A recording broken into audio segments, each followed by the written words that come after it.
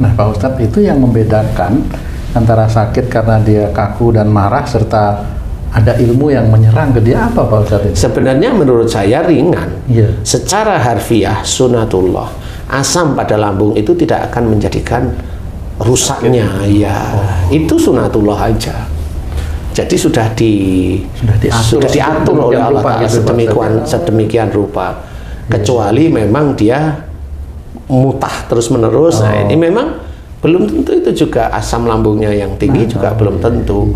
Kalau orang yang mutah aja terus, sama ini munak-munak itu, orang itu insya Allah biasanya kalau diberi nasihat relatif menolak, menolak dia.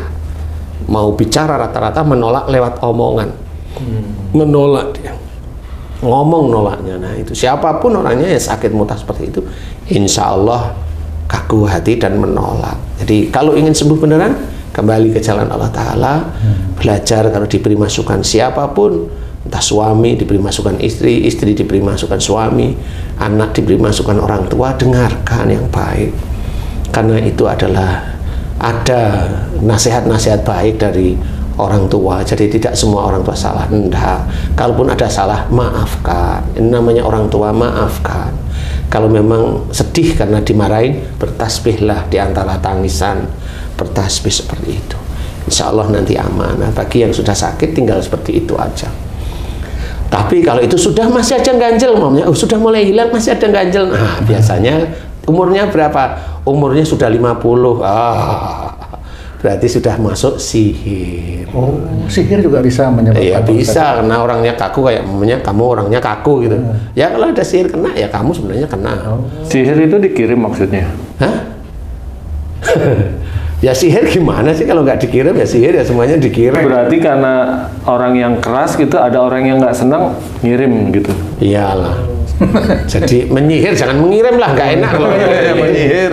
Nah kalau mengirim paket. Nah, iya, mengirim kan paket nanti.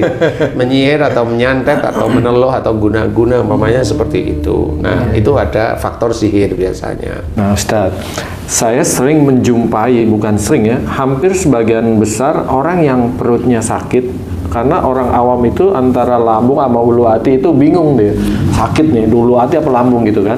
Rata-rata orangnya kurus, Ustadz. Rata-rata nih orangnya kurus. Nah itu disebabkan rata-rata juga jarang makan, Ustadz. Jarang makan itu maksudnya memang dia nggak mau makan, pokoknya males makan gitu kan. Nah, tapi makan sehari? Sehari itu ya paling biasanya 3 kali, ini cuma sekali. Haji kali itu enggak? Makannya buah enggak? Tapi kan putih nggak sakit. Nah, analogi seperti nggak mau makan dan lain-lain yang menyebabkan perut sakit, apakah sama yang seperti Ustadz jelaskan? Jadi kalau orang nggak makan itu, kita amati dari teman-teman atau kita yang berpuasa. Berpuasa kan hanya sebelum subuh itu kan sahur, kemudian maghrib baru kita berbuka.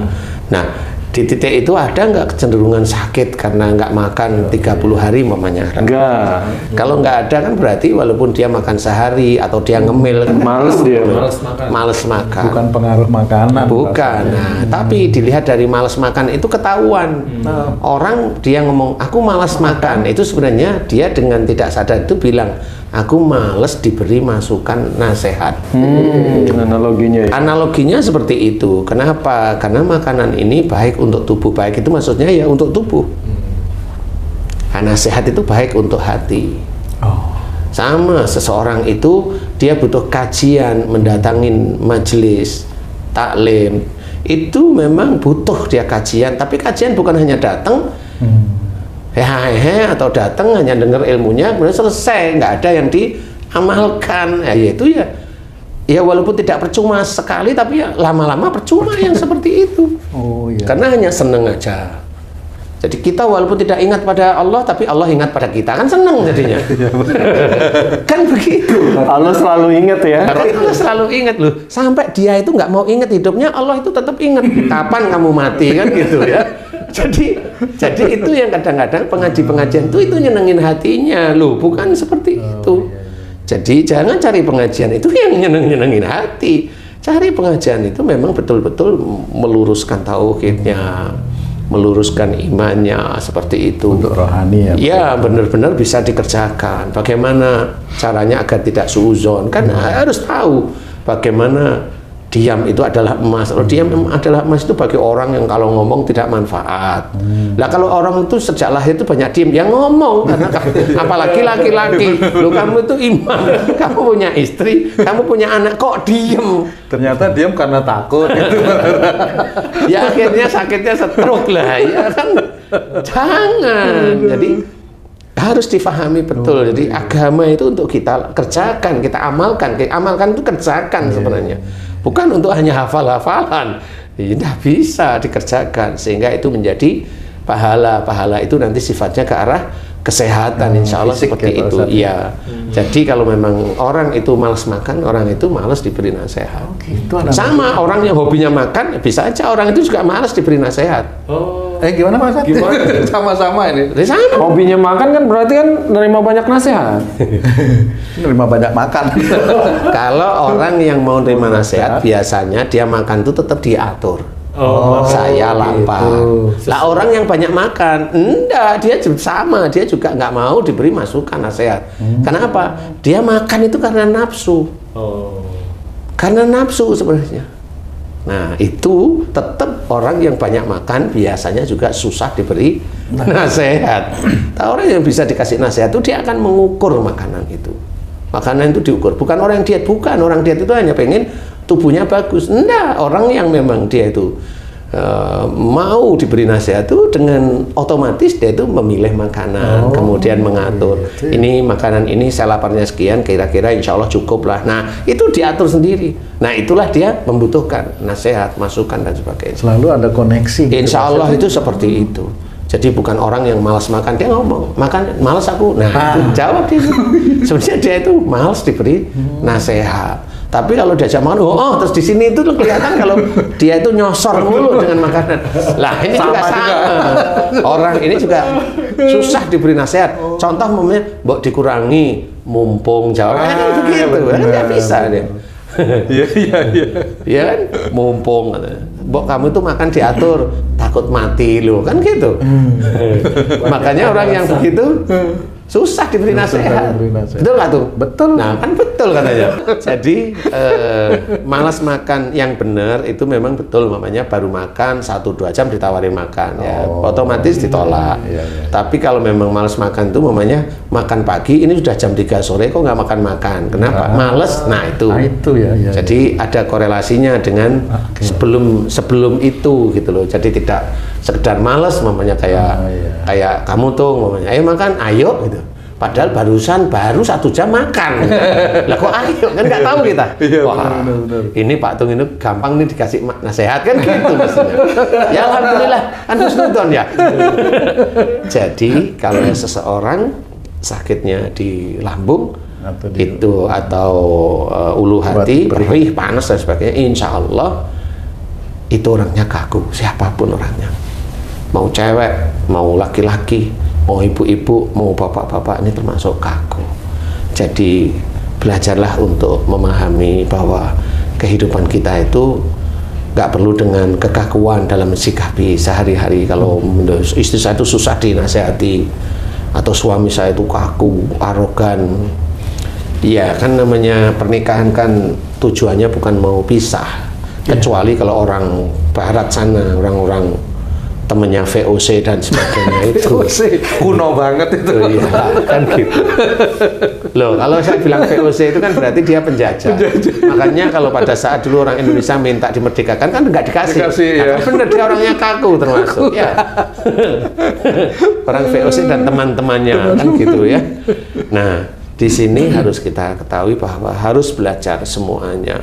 Kalau tidak ingin penyakit lambung atau penyakit perut, perih dan sebagainya. Dan sebenarnya itu mudah kok penyelesaiannya, nggak sulit menurut saya. Pahami, kemudian merenung, oh ya benar saya termasuk kaku. Dengan siapa nih? Saya itu perih itu sejak remaja. Tinggal nginget-nginget sama bapak apa sama ibu, itu aja. Diinget, oh sama bapak. Seringnya sama siapa? Oh kayaknya sama bapak saya yang sering. Mesti aja sama ibu? Oh ya sama ibu juga iya. Sama dua-duanya berarti. Nah, mohon ampunlah pada Allah Ta'ala kalau dulu sering membantah, diberi masukan oleh orang tua. Kemudian kalau bapak ibunya masih ada, meminta maaf setiap hari. Insya Allah itu hilang. Kecuali ada sihir ya. Kecuali ada sihir. Insya Allah kalau udah mulai ringan. Nah tadi saya bilang sudah hampir hilang, cuma masih ada yang ganjel. Nah itu berarti ada sesuatu. Faktor luar. Bisa dari ilmu bapak, bisa dari ilmu ibu yang marah kepada dia. Kenapa? Pada saat dinasihati bapak, didengerin tapi gondok, hatinya itu gondok sekali.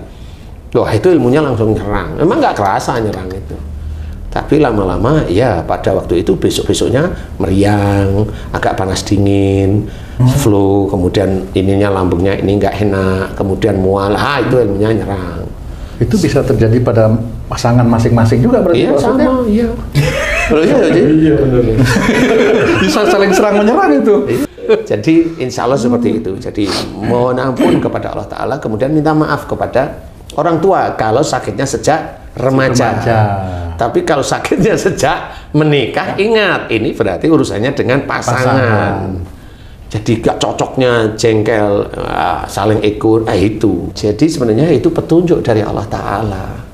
Jadi cara kita itu berpikir, petunjuk Allah Ta'ala itu sangat banyak sekali. Dan banyak orang-orang, saudara-saudara kita itu nggak paham bahwa itu petunjuk. Semua di dunia itu, di luar ada ujian. Ujian pun itu petunjuk dari Allah Ta'ala. Musibah itu petunjuk dari Allah Ta'ala agar kita bisa evaluasi. Nikmat itu juga petunjuk dari Allah Ta'ala bahwa Allah itu menitipkan. Jadi jangan diaku-aku. Istri petunjuk, suami petunjuk agar kita itu jangan banggain. Anak juga petunjuk agar kita itu tidak banggain kalau pintar, kalau ini ada kekurangan di ini. Semuanya itu petunjuk dari Allah Ta'ala. Kita harus belajar memahami bahwa kita itu punya masa lalu yang kadang-kadang masa lalu itu penuh dengan dosa. Masa lalu itu penuh dengan tidak pernah bersyukur. Jadi pahami itu, sehingga itu akan menjadikan kita dekat kepada Allah Ta'ala melalui istighfar. Amin. Dekat kepada Allah Ta'ala dengan membaca hamdalah. Dekat kepada Allah Ta'ala sehingga apa yang kita kerjakan itu ada Allah.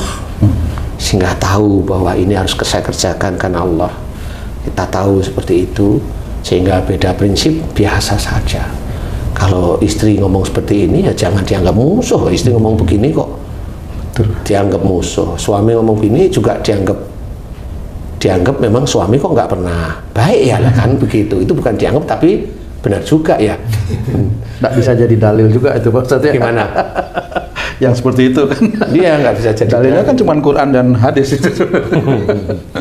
Ya, jadi intinya harus belajar. Insya Allah ini kalau dimohonkan ampunan pada Allah, insya Allah bisa. Mohon ampun lah yang benar.